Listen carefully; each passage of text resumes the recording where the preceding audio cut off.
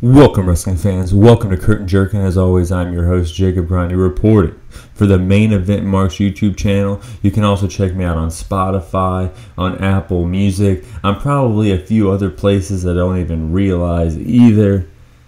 But I'm just glad you're listening to me, however you're listening to me. Great week in wrestling. Great week in wrestling coming up. This weekend was a little quiet. I think almost too quiet. We had that New Japan show that we're going to talk about. But this weekend coming up, there's Impact Wrestling Under Siege. There's an NXT show. Probably not going to watch the NXT show. Going to try to maybe squeeze in some Impact. Definitely going to be watching Night of Champions at AEW Double or Nothing. I'm going to be giving you guys my predictions on those shows on this show.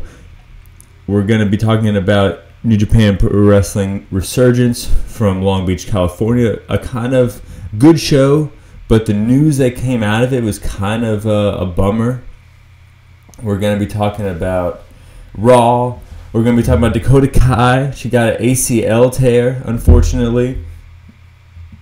Like I said the last show, the WWE Women's Division is kind of hurting right now. I mean, Liv Morgan, the tag team champion, is out, and then you would think like the shoe-in for the next title holders would be Damage Control, but a member of Damage Control hurt with an ACL tear. But that didn't stop Raw. The show must go on.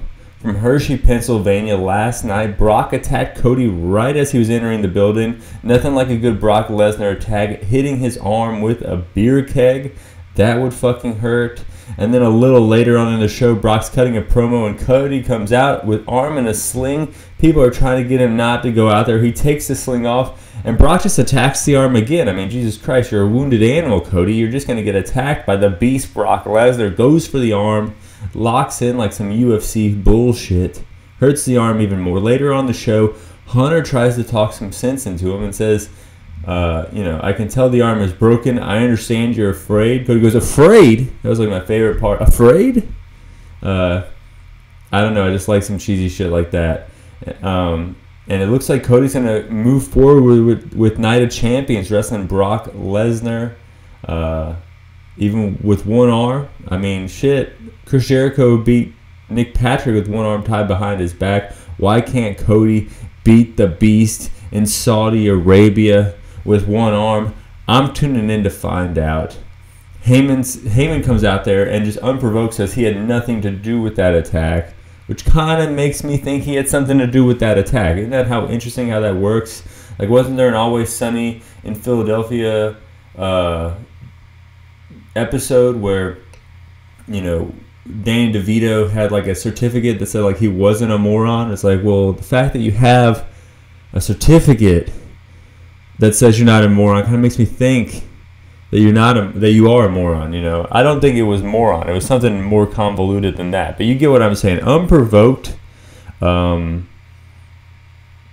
like statements like that just kind of make people think the opposite. Like, you bust in a door, say I'm not a bad guy. People are gonna be like, what'd you do that was bad?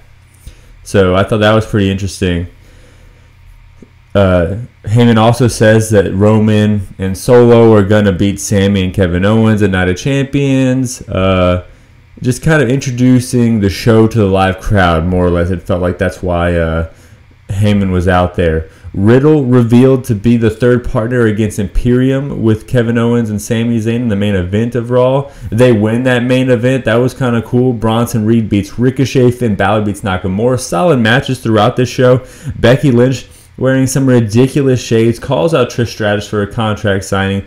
Becky brings up the time that Trish Stratus barked like a dog for Vince McMahon, because Trish always brings up, like, she was the one who kind of created the women's division. She paved the way. But in paving the way, she did a lot of shit that Becky wouldn't dream of doing. She said it would cause her nightmares to do. So I thought that was a pretty interesting point here, is bringing up kind of real life emotions into these storylines. I mean, that's kind of the name of the game here, and I think they nailed it here. But honestly, Becky Lynch's like sunglasses that look like two hands peeling someone's eyes forward, or peeling someone's eyes open, what stole this whole segment from me. I was like, these are ridiculous shades. I think she realized that she had to take them off to kind of make her point. Shotzi is replacing Liv, teaming with Raquel in the women's tag division thing that they have going on. And that was kind of what happened with Raw. Going on to New Japan Resurgence, the first match, I know I'm saying this incorrectly, but virus, I mean, it says virus in English, but, it sounds cooler in Spanish, trust me. But he was a 54-year-old, he is a 54-year-old man, 34-year-old veteran who started in the minis division in CMLL, and I guess worked his way up. He wasn't very tall, but he worked his way up to the juniors division, and he, was wrestling Zack Sabre Jr. He was teaming with Barbaro Cavemaro, so pretty much a man who looks like a caveman versus Zack Sabre Jr. and Bad Dude Tito. This was a fun match. Anticlimactic ending, though. The crowd didn't catch the pin, and then CMLL won, so it kind of was interesting. A series of odd finishes here in this show. Stephanie Vacour versus Mercedes Moné, first round New Japan Strong Women's Title Tournament, a one-night tournament. Stephanie here, the first South American woman to ever compete in New Japan. Big pop for Moné, as you'd expect. Crossbody from Moné, roll through. She gets caught in a crossface, ends up breaking free from that to lock in a crossface of her own. That was the spot of this match. That hooked me. Moné with the Moné Maker, 1, 2, 3. Mercedes advances. And then you had Willow Nightingale versus Mano Congo. A Japanese women's wrestler I was unfamiliar with. Started in the company Act Res, but now wrestles in Stardom. Okay match. Willow advances. And then you got Juice Robinson versus Fred Rosser. So Fred Rosser is the face here. But he hints at trying to hit on and steal Juice Robinson's wife, who's the heel in this program. So who's the heel, who's the babyface? I don't know. It's a street fight here at New Japan Resurgence. Brawling, trash cans, Juice is bleeding, stop signs come into play, catapults into ladders are the moves that are hit, and then all of a sudden Juice's wife comes out, Toni Storm of the Outcast in AEW, and then Rosser sexually assaults her, kisses her right in the ring, crowd boos. Who's the heel, who's the babyface? Vince Russo would say it's all shades of gray. This is 50 shades of gray here. She smashes a bottle on his face and hits a running hip attack into the stop sign. That was nuts. Juice ends up winning the match. And then they leave. Juice and Tony leave. And Rosser stays in the ring to kind of get that, like, come on, buddy, you did it, buddy, kind of reaction, golf clap kind of reaction for the face. But in my eyes, I mean, you try to steal his girl. You lay a lip lock on her in the middle of the ring. I think that's like a double turn right there for me. I'm cheering for Juice to, defend his woman, defend his wife. I mean, he was in the Bullet Club. What did he do? Low blow you a few times? I mean, that's in the match here. That's in the confines of the wrestling ring. You kind of went outside of that for Fred Rosser. So I think that was a bad story arc. But a good match and a good feud. These two guys, it's kind of interesting. They're both, kind of started in the WWE, but you would have to say that their careers aren't personified by being just WWE guys. And here they are in New Japan Strong. Like I said, good match. And then we kind of started bringing up the first of some downer news stories in the show. So during the intermission here, Kyle Fletcher comes out, says that Davis, his Aussie Open Tag Team partner, is hurt for like an undisclosed long amount of time. No one really knows. But that means that he has to relinquish the New Japan Strong Tag titles and the IWGP Tag titles, which is a bummer. I said on the show a lot, it was a shoo-in for them to be Tag Team of the Year. They were killing it in singles matches in the New Japan Cup tournament. And then Fletcher kind of randomly started showing up challenging Orange Cassidy on Rampage. Everyone thought that was weird. I guess everyone didn't jump to this conclusion that he was going to be out for this long. I can see this, in a in a odd way, helping Fletcher. Fletcher's a good-looking guy, got some height on him. He can talk.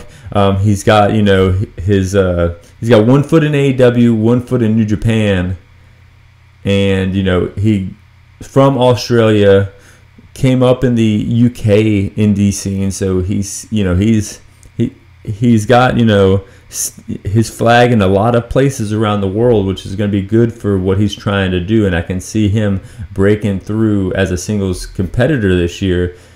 We'll have to see. He's got a big match on Dynamite coming up here.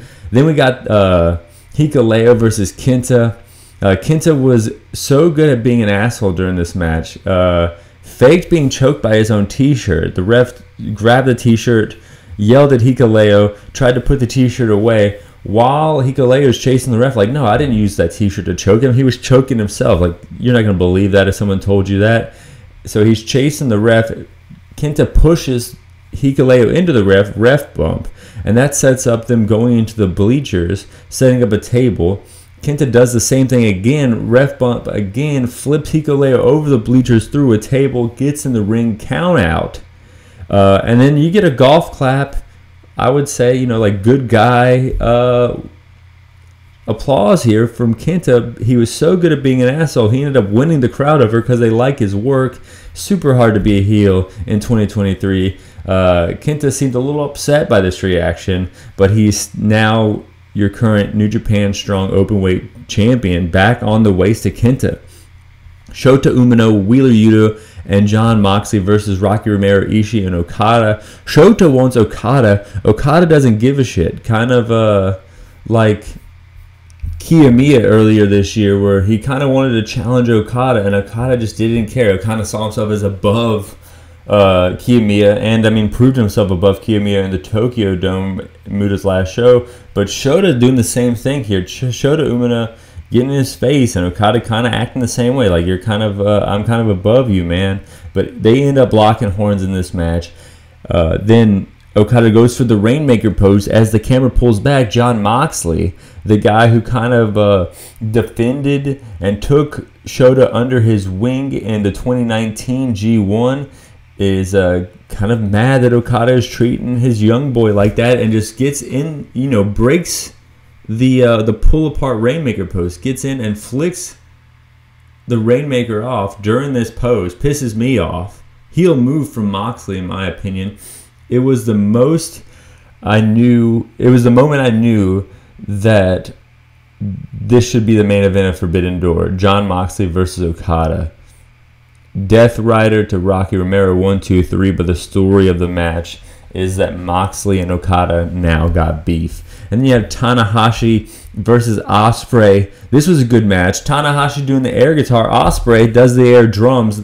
Long Beach is hype as fuck for this, you know, motioning of being a band together. But then the match gets going. Tanahashi goes after the leg. Ospreay firing back with a series of strikes. Stormbreaker, but counters into a sling blade. 1, 2, no. High fly, no. Oscutter, 1, 2. Kick out, hidden blade, Stormbreak, 1, 2, 3. Ospreay gets the victory here. So now Ospreay will advance in the U.S. title tournament facing Lance Archer. And we know from, I think, the 2019 G1 that this is going to be a solid match. They had that great match in Dallas during that tournament, and I'm excited to see these guys wrestle. Both these guys wrestle better in New Japan than anywhere else, and I think what that's going to set up is Ospreay versus Omega, if not at Forbidden Door in Wembley Stadium. I think maybe they could do something at Forbidden Door that sets up Wembley Stadium even more so. But yeah, I honestly just want Ospreay versus Omega. I want it in Wembley. I think Forbidden Door, you can do a tag match, like you can do a, you know, some sort of 6-man tag scenario that sets up the match in Wembley. I think that, yeah, I'm gonna say Wembley one more time, but I think this match, Omega versus Ospreay, once in the Tokyo Dome, then you do a match in Toronto to set up for the big match in Wembley Stadium. This is a, you know, keep that match prestigious and only do it in these big stadium environments. But then the main event here, the match that everyone was talking about on the show, I feel like a lot of people didn't know this show was even happening before this match took place, and not for the right reasons. First of all, you get a lot of WWE fans talking about the size of the crowd, and I mean, I've gone to a lot of WWE house shows that look exactly like this, and I know for a fact there's a lot of WWE shows that are, maybe not this year. They've definitely peaked in attendance this year, but back in 2017, 2018, they were not like this, or they were much like this. But it's Mercedes Moné versus Willow Nightingale. The match starts, both ladies wearing two different ring gear from the first round. I thought that was kind of cool. A solid match, but Moné slips off the top rope, lands on her feet, but when she lands on her feet, she breaks her ankle. She gets doctor bombed. 1, 2. She does not kick out, but the ref stops himself from counting 3 and kind of does some bullshit like check in the shoulders. Crowd immediately turns. She was limping a little bit before it, so I think the crowd kind of, saw the writing on the wall here, and saw that the ref just exposed the fuck out of this business, this match. And then you could see that they kind of said something to the ref. You could definitely see that, maybe Mercedes Moné, whatever, was supposed to win, quote unquote.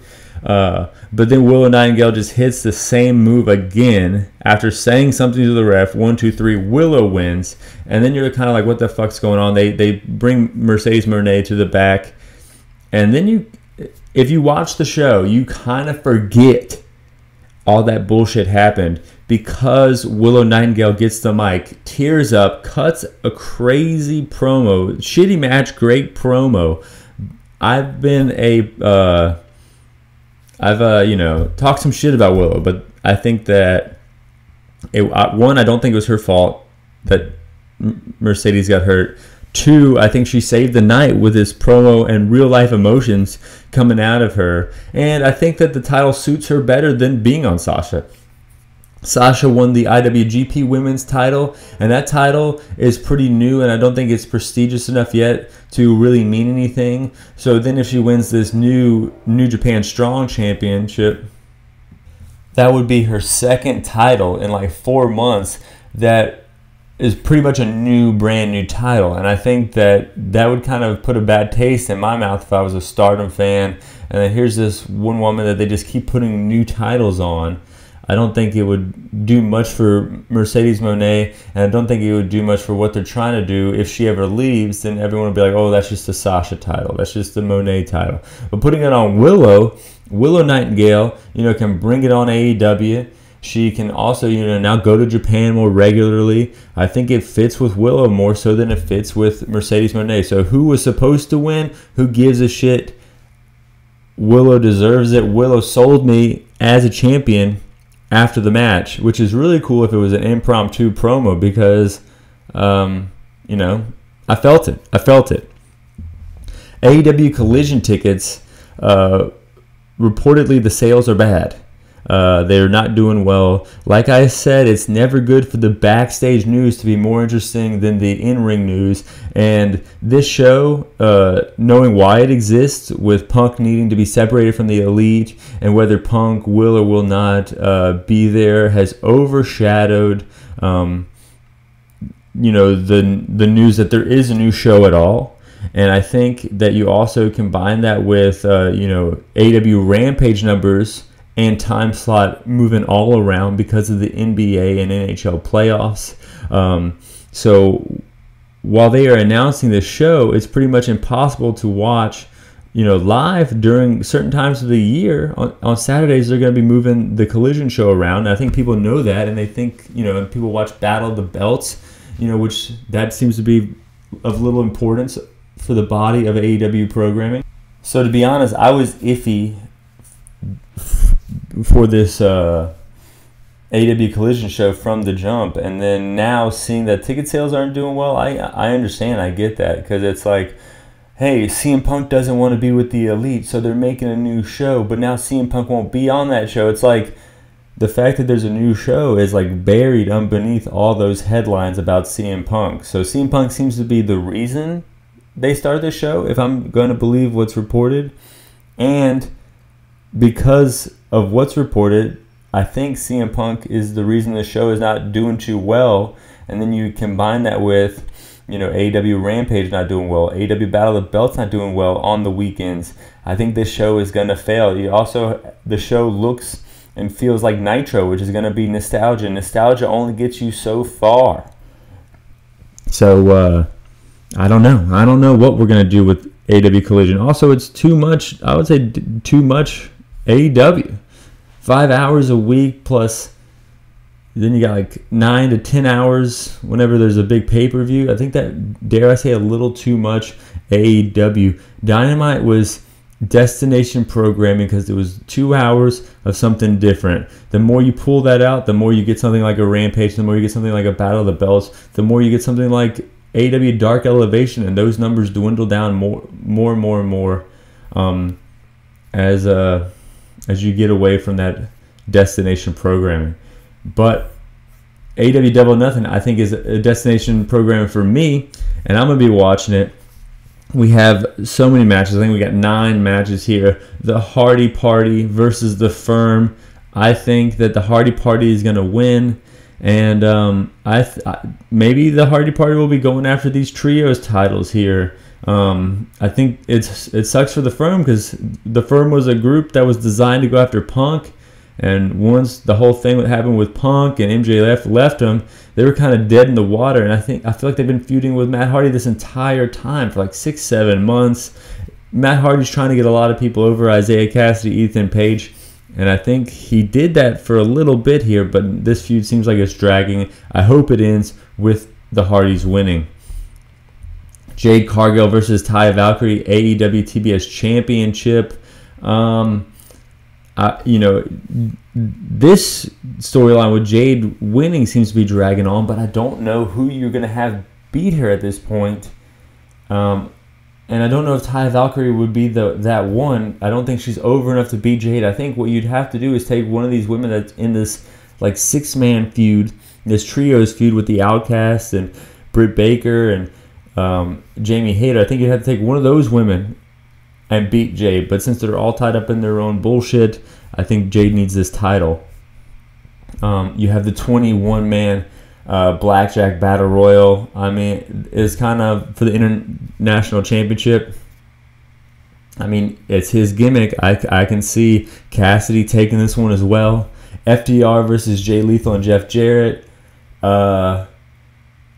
I mean, never look past Jeff Jarrett and his ability to put a title on his waist. I'm saying Jay Lethal and Jeff Jarrett are going to win this AEW Tag Team Championship. The story was FTR winning the title. If they have I don't think they really need a long run with it to stay over. And I think you gotta have to heat up this feud here a little bit more. And I can see Jay Lethal and Jeff Jarrett winning these Tag Team Championships. Wardlow versus Christian Cage. Wardlow's winning this match. Christian Cage is just jobbing for all the guys that he wants to job for on his way out of the business. Jamie Hayter versus Tony Storm. I don't know. I mean, I feel like you got to put the title on Tony Storm here. I mean, Jamie Hayter's had it for a long time. Hopefully they do something here where it's Baker versus Hayter. I mean, that's what people wanted, feels like, over a year ago. Hayter's had this title for a long time, but I feel like as much as she gets cheered, she's still overshadowed by Britt Baker, her partner, when she's hold the title. So they need to kind of fix that. They need to correct that. This feud is kind of like logging any woman who's over is in this feud, and that's stopping things from like Jade having good opponents. That's stopping things from like, Anna Jay and Julia Hart from moving up. So they need to kind of maybe break this feud up, send people into some new directions, maybe have the Outcasts versus Jade, Britt Baker versus Jamie Hayter, something like that. I'm fantasy booking at this point, but I think Tony Storm is going to win this title. Adam Cole versus Chris Jericho, unsanctioned match. You got to have Adam Cole win that one, baby. The Elite versus Blackpool Combat Club. And the Anarchy in the Arena match. Anything can happen, obviously, here. This is going to be a very fun match. I gotta go with Blackpool Combat Club. That's what I'm gonna go with. But I can see it going either way.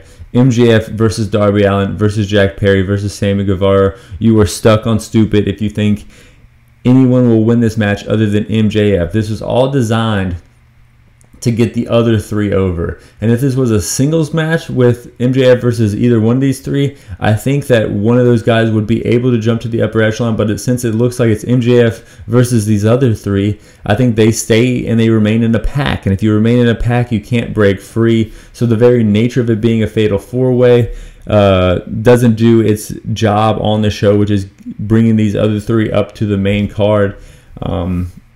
So you got to go with MJF, and I question the validity of this whole match here. I think it's going to be very good, but they're going to have their work cut out for them. It's going to be these guys that are going to be wrestling after Anarchy in the arena, wrestling after they see Jericho and Adam Cole, wrestling after they see a women's title match, wrestling after they see a ladders match, wrestling after they see FTR, Jay Lethal, and Jeff Jarrett. A battle royal. So these guys have their work cut out for them. I just hope it's a good match. I don't think that the other three, other than MJF, are going to be seen in the main event picture afterwards, or I don't think they're seen in the main event picture other than physically seen. I don't think in the minds and the hearts of an AEW fan see them in that upper echelon. But that's not the only big show that's happening this weekend. Of course, we mentioned Impact. We mentioned NXT. If we have time, we'll watch that, but we're definitely going to be watching WWE Night of Champions, 7 big matches on Night of Champions. Seth freaking Rollins versus AJ Styles. I'm thinking they're going to put the title on Seth Rollins. A lot of people think it's going to go on AJ, but that's what makes it fun. But I think it's going on Seth. Cody versus Brock. Cody went the last time. Cody's arm is hurt. Writing's on the wall there. Brock Lesnar's winning that one. Kevin Owens and Sami Zayn versus Roman Reigns and Solo Sikoa. This one's hard to call. Of course, it's not the outcome that's important with this feud, as I've said before. It's how they get to that outcome, which makes this feud so interesting. And I'm saying the Usos do something, whether trying to help or trying to hurt, that costs the Bloodline the tag titles. And then you got a lot of good promos week to week on SmackDown afterwards. But yeah, the Usos do something that makes Roman and Solo lose this match. So then Kevin Owens and Sami Zayn retain. Gunther and Mustafa Ali. Mustafa Ali is a crash test dummy in this match. Gunther is going to win. Bianca Belair versus Asuka. This is kind of like a WrestleMania rematch after Backlash, which makes me I love these two ladies, but it kind of bores me. So I'm going Bianca. Rhea Ripley versus Natalya. This match could have been on Raw. We don't need to see it in Saudi. Rhea Ripley's winning that one. Becky Lynch versus Trish Stratus. Becky Lynch is winning that one. Wow, this is three out of the 7 matches are ladies' matches here in Saudi Arabia. I feel like that's not being talked about a lot. When they first started going to Saudi Arabia, they couldn't have women's matches. Now, a little less than half the show is women's matches. That's cool. There's also Jordynne Grace and Deonna Purrazzo is happening on Impact. So it's a big weekend for women's wrestling. It's a big weekend for wrestling. I love wrestling. Let me know what you think about what I'm saying in the comments below. Fly high. I'm out.